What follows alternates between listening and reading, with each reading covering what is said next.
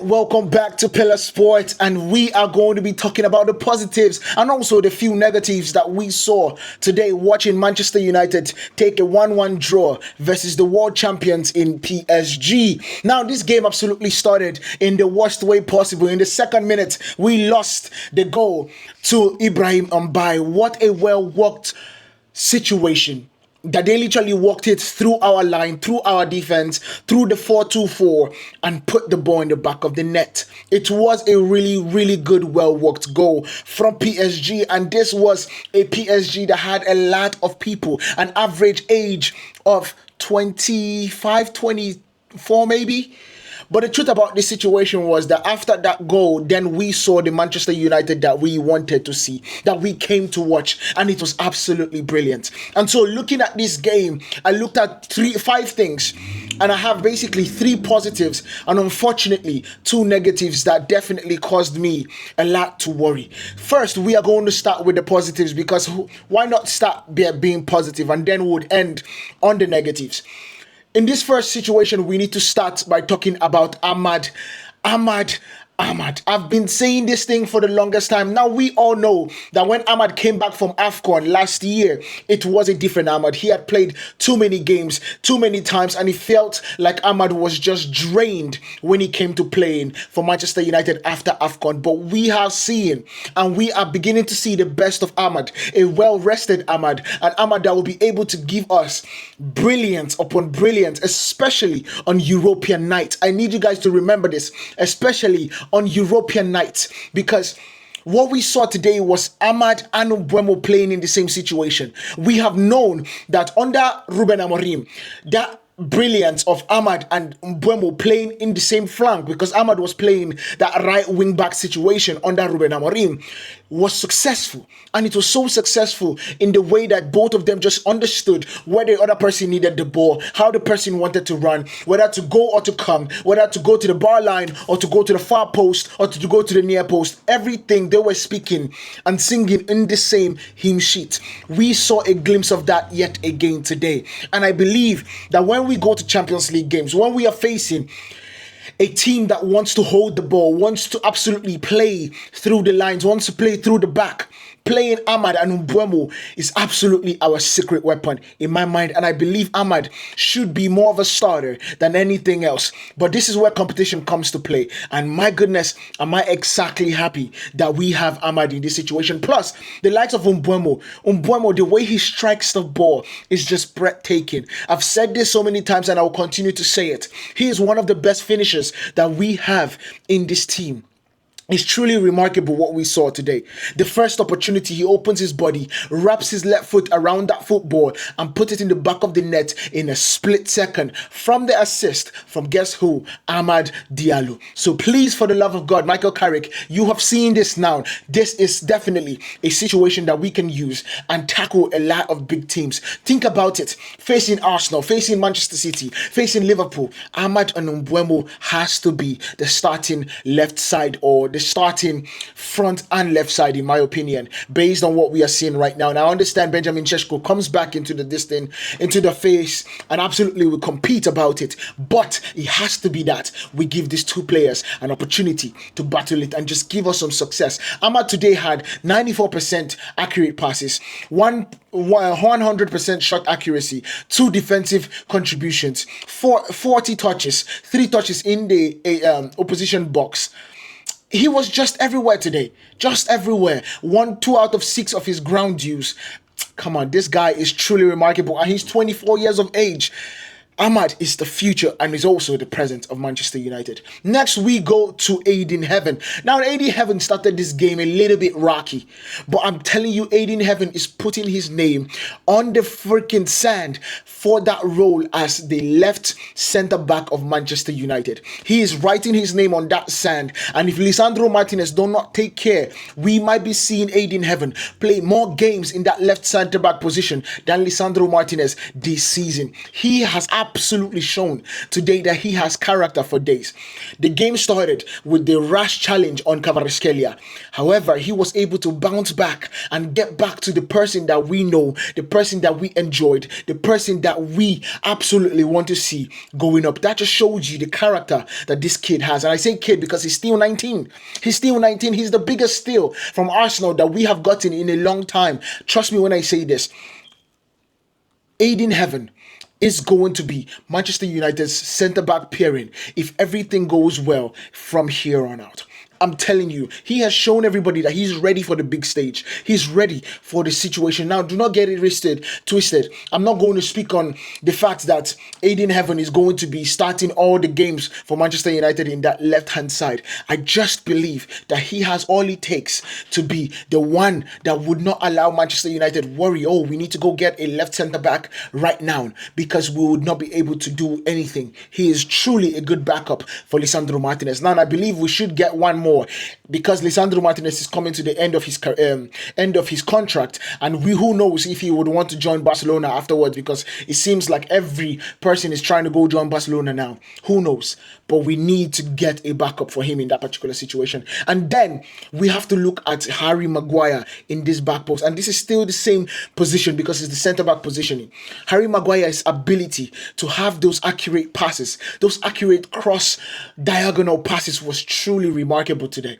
The pass, I remember, to Bryan Mbeumo that allowed Bryan Mbeumo get that shot that Safonov saved was truly pitch perfect. It was to the tee, to the toe, to the pinky toe of Bryan Mbeumo, and that was remarkable. And I had to give him credit for that because, and of course, his ground duels were also 100% today. His recoveries were 7 clearances, 1. Harry Maguire is truly a maestro. He has come into that particular sweet spot in his career where he doesn't doubt himself. He knows that he's that good, and he absolutely is that good. Now, for who you have all been waiting for the topic that you have all been waiting for, that I was waiting for, is Youri Tielemans. Youri Tielemans makes his debut as a Manchester United player in that midfield. Bear in mind what Manchester United were doing. We were playing in a double pivot, but when we did not have the ball, without the ball, we were playing in a 4-2-4 situation. You get, sitting in those two in the midfield was remarkable. His ability to find the pass. There was one time I was seeing he was on the 18-yard box, our 18-yard box, and he was able to spray the ball without even seeing every single part of the picture. He just understood what he was seeing, sprayed the ball, rounded his foot around the ball to Tyler Fletcher, and it was a pitch-perfect pass. A pitch-perfect pass that Tyler Fletcher went to get the ball, nodded the ball into space, and we all of a sudden broke, because the pass was those kind of passes that entices the opposition, that, oh my God, I can get it.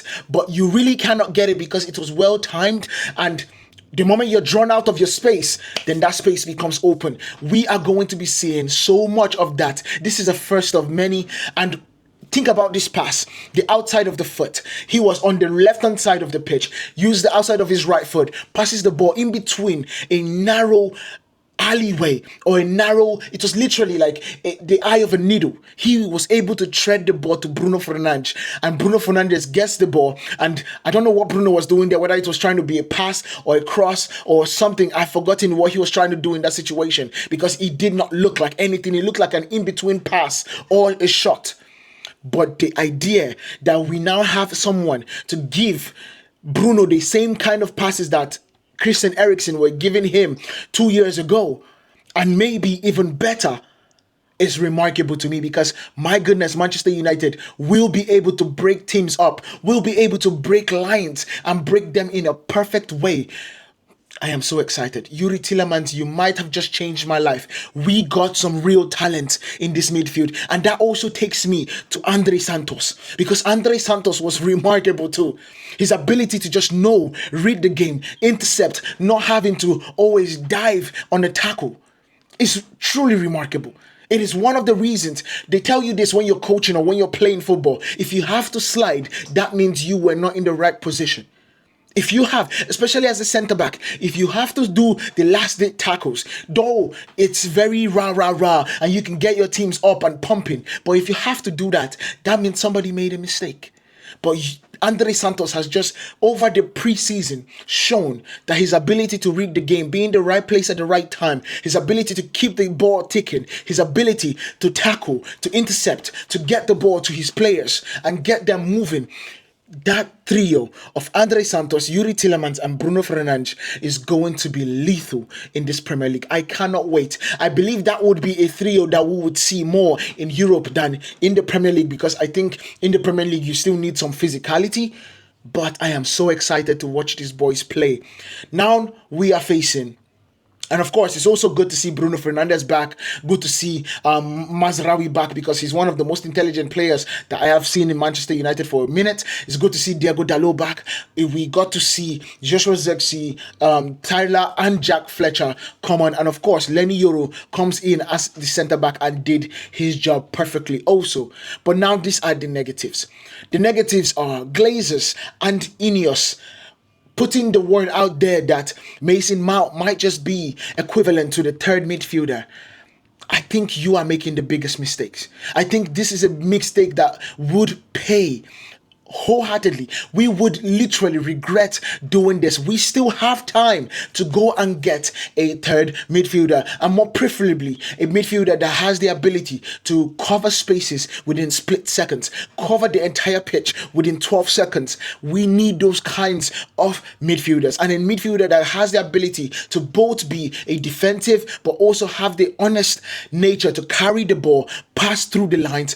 We just need somebody that would absolutely raise the floor and raise the ceiling for Manchester United. We cannot afford to go in a 60-game season, hopefully, with Mason Mount as the third midfielder. We cannot afford to do that because his body does not let him do it. Now, Michael Carrick said he was kicked, and this was a precaution. And of course, we saw Mason Mount walking out without any limp or anything like that. I just know, I understand, and I'm happy that he's not injured, but we cannot take a risk. We cannot take a risk in the moment where we have an opportunity to go for 21, in the moment where we have an opportunity to challenge Arsenal for the title, in the moment where City are the weakest that they have ever been in a decade. Liverpool are coming off one of their worst title defenses that we have ever seen. Chelsea are with a new manager, with a new system, and their midfield and the defense are just straight up baskets trying to hold water. We need to push it. We need to get that ambition. We need to fight and get it right. And we need to get a midfielder. That also takes me to the last negative, which is the 5th point in this video. And that is Luke Shaw. We saw Luke Shaw also today come out. And he was... It literally made my heart skip. Because we know that these two players, Luke Shaw and Mason Mount, are the people that frequent the hospital the most in Manchester United. So please, for the love of God, let's find a way to get a left back that would allow Luke Shaw be the luxury experience head that he is. Allow Luke Shaw go into the situation just knowing that he's going to be playing Champions League games, knowing that if he plays on Saturday, he would not be playing on Wednesday. Let us give him the opportunity to see him play all 38 games in the Premier League like he did this season, where he only played only played on Saturdays, on the weekends, did not have to play during the weekdays. We need to bring at least 3 more players. At least we need to bring a backup centre-back, whether it's left or right, a backup centre-back. We need to bring a backup left back or a starting left back that Luke Shaw would back up. And finally, we do need to bring a third midfielder in this situation. But let me know what you guys think about this down in the comments. Make sure you guys hit that follow button because we are on our way to 5,000 subscribers. Make sure you guys hit that follow button. We bring you quality no matter what the situation is. So we promise that we are always going to do that. It's going to be in-depth. It's going to be researched. It's going to be concrete, accurate news. Let me know what you guys think, an analysis, of course. I will see you guys in the next one. Hit that subscribe button, hit that like button, and comment down below what you think is this team going to finish if we leave it the same way. I'll see you guys. Peace.